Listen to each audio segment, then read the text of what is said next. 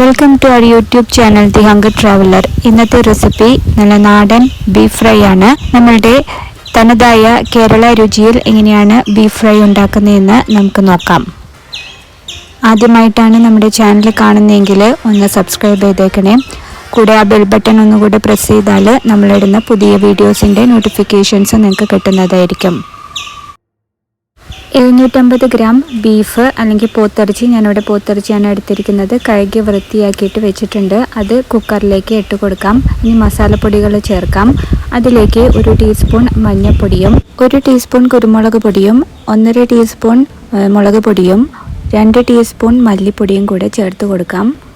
ഇനി അതിലേക്ക് ആവശ്യമായിട്ടുള്ള ഉപ്പ് ചേർക്കാം. ഞാനിവിടെ 1 ടീസ്പൂൺ കല്ലുപ്പാണ് വേവിക്കുന്ന സമയത്ത് ഇട്ടോണേ. അതിൻ്റെ ഒപ്പം തന്നെ 1 ടേബിൾ സ്പൂൺ ഇഞ്ചി കുഞ്ഞിതായിട്ട് അരിഞ്ഞത് ഇതിലേക്ക് ചേർത്ത് കൊടുത്തിട്ടുണ്ട്.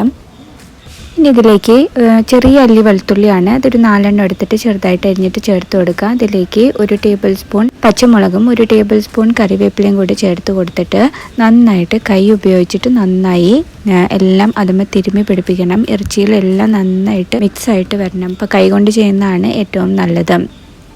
അതിനുശേഷം നമ്മൾ കുക്കർ അടച്ചു വെച്ചിട്ട് നമ്മൾ ഒരു 5 വിസിൽ വരെ വേവിക്കുകയാണ്. ആദ്യം ഫസ്റ്റ് വിസിൽ വരുന്നത് ഹൈ ഫ്ലെയിമിലിട്ടിട്ടാണ്. അതിനുശേഷം മീഡിയം ഫ്ലെയിമിലേക്ക് മാറ്റിയതിന് ശേഷം 5 വിസിലാണ് നമ്മൾ ഇത് വേവിക്കുന്നത്. ഇത് പോത്തിറച്ചി ആയതുകൊണ്ടാണ് ഇത്ര നേരം വേവിക്കുന്നത്. നമ്മൾ പശുവിറച്ചി ആണെങ്കിൽ 3 വിസിലൊക്കെ മതിയാവായിരിക്കും. പിന്നെ ഇവിടെ നമ്മൾ വേവിക്കാനായിട്ട് എക്സ്ട്രാ വെള്ളമൊന്നും ഒഴിക്കുന്നില്ല. ഇറച്ചിയിൽ നിന്ന് തന്നെ നന്നായിട്ട് വെള്ളം മൂറി വരും. ഇനി നിങ്ങൾക്ക് ഡൗട്ട് ഉണ്ടെങ്കിൽ മാത്രം ഒരു 1/4 കപ്പോളം വെള്ളം ഒഴിച്ചു കൊടുക്കാം. അതായത് കുക്കർ അധികം കട്ടിയില്ലാത്ത ചൂട് കട്ടിയില്ലാത്തതാണെങ്കിൽ നിങ്ങൾക്ക് കുറച്ച് വെള്ളം ഒഴിച്ചു കൊടുക്കാം. അപ്പോൾ ഇതാ ഇറച്ചി നന്നായിട്ട് വെന്ത് വന്നിട്ടുണ്ട്. ബീഫ് നല്ലോണം വെന്ത് പാകമായിട്ട് വന്നിട്ടുണ്ട്. അതിൽ ധാരാളം വെള്ളം കാണുന്നുണ്ടല്ലോ. അപ്പോൾ ഇനി ഈ വെള്ളം നമ്മളൊന്ന് വറ്റിച്ചെടുക്കണം. കാരണം ഡ്രൈ ഫ്രൈ ആണല്ലോ നമ്മൾ ഉണ്ടാക്കാൻ പോകുന്നത്. അപ്പോൾ ഇതിനകത്ത് ഞാൻ കുറച്ച് നെയ്യുള്ള ബീഫാണ് ഉപയോഗിച്ചിരിക്കുന്നത്. അതുകൊണ്ട് തന്നെ ആ നെയ്യും വെള്ളവും കൂടിയിട്ടാണ് നന്നായിട്ട് വന്നിരിക്കുന്നത്. അപ്പോൾ ഇത് ഒന്ന് തീ കത്തിച്ച് ഹൈ ഫ്ലെയിമിലിട്ടിട്ട് തന്നെ നമുക്ക് ഇതിലിട്ട് തന്നെ വരട്ടിയെടുക്കാം. ഇത് സ്റ്റീലിൻ്റെ കുക്കർ ആയതുകൊണ്ട് തന്നെ ഇത് അടിയെ പിടിക്കില്ല.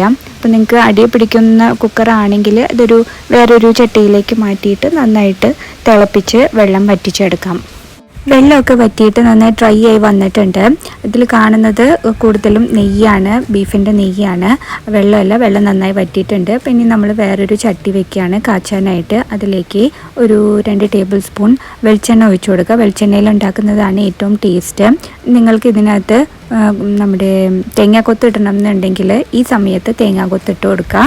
അതിനുശേഷം തേങ്ങാക്കൊത്തൊന്ന് വാടി വരുമ്പോൾ നമ്മൾ 2 ചെറിയ സബോള നീളത്തിലരിഞ്ഞത് ഇട്ട് കൊടുക്കുകയാണ്. ഇനി ഇതൊന്ന് വഴറ്റിയെടുക്കണം. വഴറ്റിയെടുക്കുക എന്ന് പറഞ്ഞാൽ ബ്രൗൺ കളർ ആവുകയൊന്നും വേണ്ട. സബോള ഒന്ന് വെന്ത് വന്നാൽ മതി.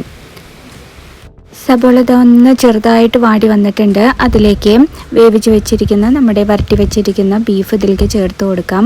എന്നിട്ട് നന്നായിട്ടൊന്ന് മിക്സ് ആക്കി എടുക്കണം.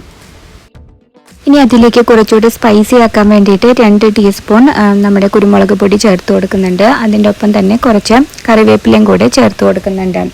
നിങ്ങളുടെ സ്പൈസ് ലെവലിനനുസരിച്ചിട്ട് കുരുമുളക് പൊടി ചേർത്താൽ മതി. ഡ്രൈ ആയിട്ട് വരുമ്പോൾ കുറച്ച് എരിവ് ഒന്ന് കുറയും. അതുകൊണ്ടാണ് ഈ സമയത്ത് നമ്മളൊരു കുറച്ച് കുരുമുളക് പൊടി ചേർത്ത് കൊടുക്കുന്നത്. ഇപ്പോൾ ഇതാ 10 മിനിറ്റായി നമ്മൾ ഇത് വരട്ടാൻ തുടങ്ങിയിട്ട്. അപ്പോൾ അതിൻ്റെ കളറൊക്കെ ഒന്ന് മാറി വന്നിട്ടുണ്ട്. ഇനി കുറച്ച് നേരം കൂടെ നമുക്ക് ഇടണം. ഇപ്പം നമ്മൾ പ്രത്യേകം വരട്ടുമ്പോൾ ശ്രദ്ധിക്കാം, മീഡിയം ഫ്ലെയിമിൽ ഇട്ടിട്ട് വേണം ഇതൊന്ന് വരട്ടിയെടുക്കാനായിട്ട്, അല്ലെങ്കിൽ ചിലപ്പോൾ അടിയെ പിടിക്കാനുള്ള സാധ്യതയുണ്ട്. ഇപ്പോൾ ഇതാ വീണ്ടും ഒരു 5 മിനിറ്റിന് ശേഷം നന്നായിട്ട് ബ്ലാക്ക് കളറായി വന്ന് തുടങ്ങിയിട്ടുണ്ട്. ഇത് ഇരുമ്പ് ചട്ടിയിലാവുമ്പോൾ പെട്ടെന്ന് തന്നെ നമുക്ക് ചെയ്ത് കിട്ടും. ചിലപ്പോൾ നമ്മൾ നോൺ സ്റ്റിക്കിലൊക്കെ ആണെങ്കിൽ കുറച്ചധികം സമയം ഇടേണ്ടി വരും. അപ്പോൾ ഇതാ വീണ്ടും 5 മിനിറ്റിന് ശേഷം നല്ലോണം എണ്ണയൊക്കെ തെളിഞ്ഞ് നമ്മുടെ ബീഫിലത്തെ നെയ്യൊക്കെ നന്നായി തെളിഞ്ഞ് വന്നിട്ടുണ്ട്. അപ്പോൾ ടോട്ടലായിട്ട് നമ്മളൊരു 20 മിനിറ്റ് നേരം മീഡിയം ഫ്ലെയിമിലിട്ടിട്ട് വഴറ്റിയെടുത്തിട്ടുണ്ട്. അപ്പോൾ ഈസി ആയിട്ട് ഉണ്ടാക്കാവുന്ന ഈ ബീഫ് ഫ്രൈ നിങ്ങൾ നാടൻ രീതിയിലാണ് ഉണ്ടാക്കിയിരിക്കുന്നത്. ഒരു കാര്യം കൂടെ, ഗരം മസാല വേണം എന്നുള്ളവർ ഏറ്റവും അവസാനം ഗരം മസാല ചേർക്കാം. ഞാനിവിടെ ചേർത്തിട്ടില്ല. അപ്പോൾ ഇതെല്ലാവർക്കും ഇഷ്ടപ്പെട്ടു എന്ന് വിചാരിക്കുന്നു. ലൈക്ക് ചെയ്യുക, ഷെയർ ചെയ്യുക, കമൻറ്റ് ചെയ്യുക. അപ്പോൾ വീണ്ടും പുതിയൊരു റെസിപ്പിയുമായിട്ട് നമുക്ക് കാണാം. Till then take care and bye bye.